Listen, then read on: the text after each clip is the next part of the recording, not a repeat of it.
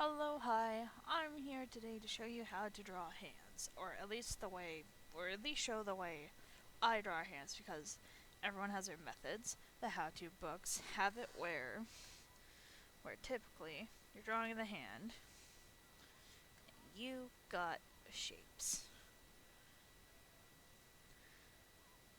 Once I sketch these out really quick.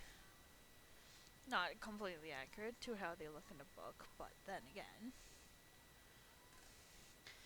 that's something where it's like, oh yeah, I see that, but that's not working. So what do I do? Well, alas, we go back to the stick figure drawings, where I draw my hands like this.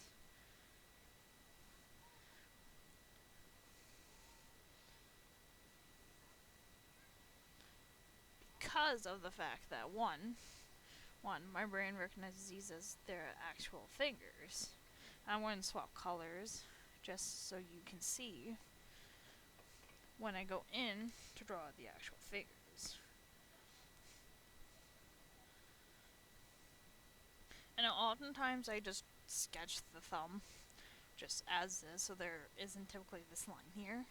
But as a guide to show you when you're posing your hand, oftentimes it's there.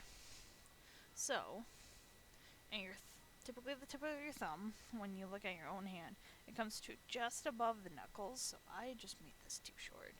So let's fix that. So boom, there is your thumb. Fix this really quick. And then you see that your thumb is there, your knuckles are here. I need to actually make that smaller. And then you go in,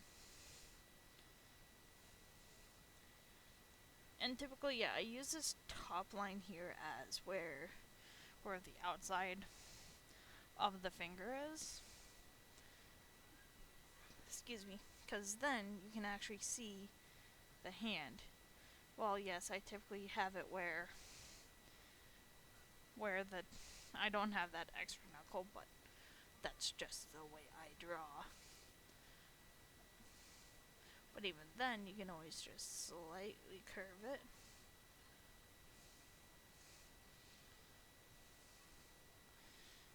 Because then you see the hand. And this isn't great. This is typically just the fast sketching and all that. And then when it gets to complicated puzzles, you have your favorite references. Or in my case, just how I'm going to break down, like just more so breaking down why a lot of people will often, especially in digital art, just grab photos of their hands and do it. Cause, and this is me being honest, hands are hard. We can all agree with this. But again, here, if we were to sketch a line from where the knuckles are, and we get over to the top of the thumb, it's going to essentially align. So we're going to move to a darker color, sketch out the box essentially.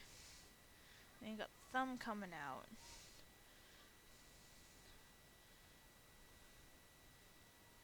And essentially, a lot of people are going to say, oh, but you're tracing your own hand. And obviously, yes, that is what I'm doing. But you can also find hands everywhere on the internet, and sometimes the best reference is yourself, especially when it comes to hands, because then you can sit with it, look at what you need to do, and the shading isn't always going to be one-to-one when you go to like color them either, because you never know, your lighting could be completely different. And oftentimes hands are going to look different in certain lighting, and your hands are not going to look like a hand like that. Just looks like I doodled over my hand doing chicken. But in the long run, when you go in and do shading, where say that's where the shading is going to go, it'll look like a bit of a proper hand, because then you'll see the hands do hands things. For example, I didn't grab one of my pieces to actually show the hands. And then, okay, well, yeah, an open hand's easy. What about the more complicated hands? Well, the same thing applies, but the difference with this is that going along the thumb, you have this here. And the same thing goes for the pinky, where you have all of this, which is essentially the palm of the hand. And I'm aware that looks like a book, but besides that.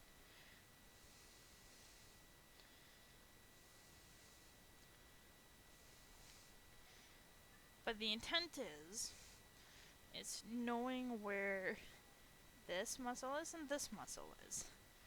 Because when you get to hand poses like this, the easiest thing to do is sketching at the thumb and knowing where that thumb is, followed by this line off of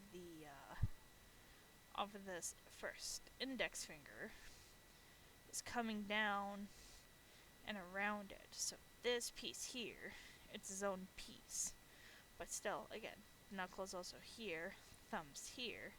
And you still got that curve where where the tip of the thumb informs you where your knuckles should be. And then you do the fingers, and then you can always clean it up later on another layer, or say you're doing like gauntlets or something. Let's swap it to this color where you're gonna want that exaggerated look. If you were to do like fantasy armor or like the fancy armor from Star Wars, that's probably a better example of that.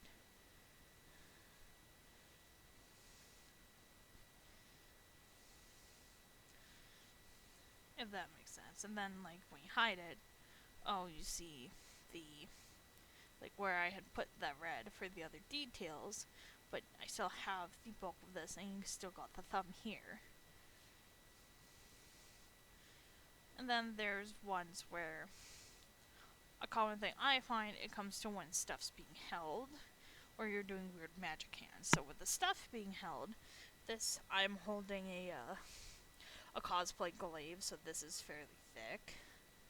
So oftentimes, what you're going to see is essentially thumb here means the knuckles are about here, and taken to width, you're gonna have, if you were to sketch out the box, you'd essentially have this first one come up and over, and I typically tend to exaggerate the knuckles, oftentimes because I'm freehanding most of the time, not going strictly off of references. And the same thing goes for how the fingers sit. Your index is going to be the shortest depending on your grip, and then you got the middle finger, the ring, and then the pinky. And I know my pinky just a smiley face, but jokes aside, so then you have the thumb here.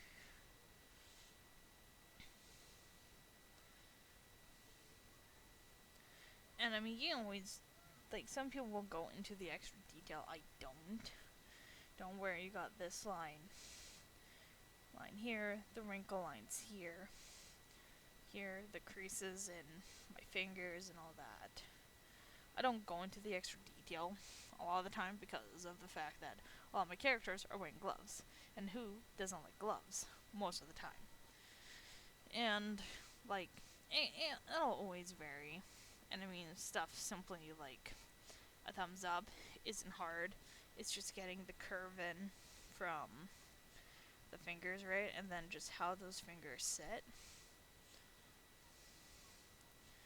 Since thumbs up are easy, and it's a good example of simplicity works in the long run. And then magic hands. So let's just make sure I'm close enough here. Top of the thumb follows the line of the knuckles. You make your box,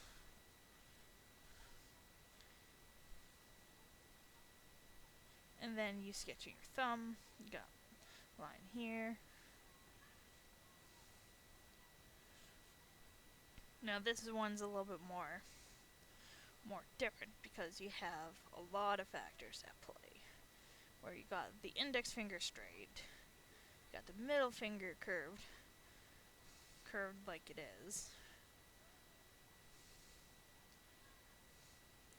and then you don't really see the ring or index finger extended, but you still get the idea of what you're going for.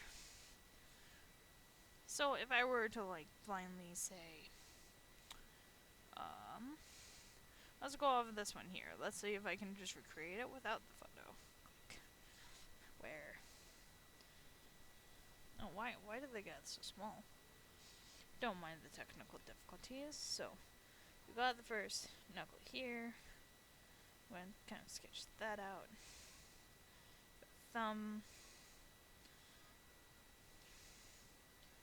So then this is going to come up like that.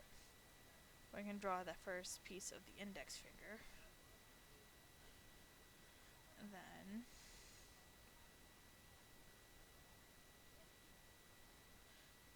this here, we're going to actually do a dark color for that.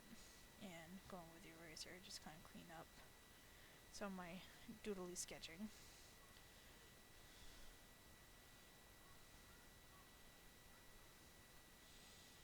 Just do a color.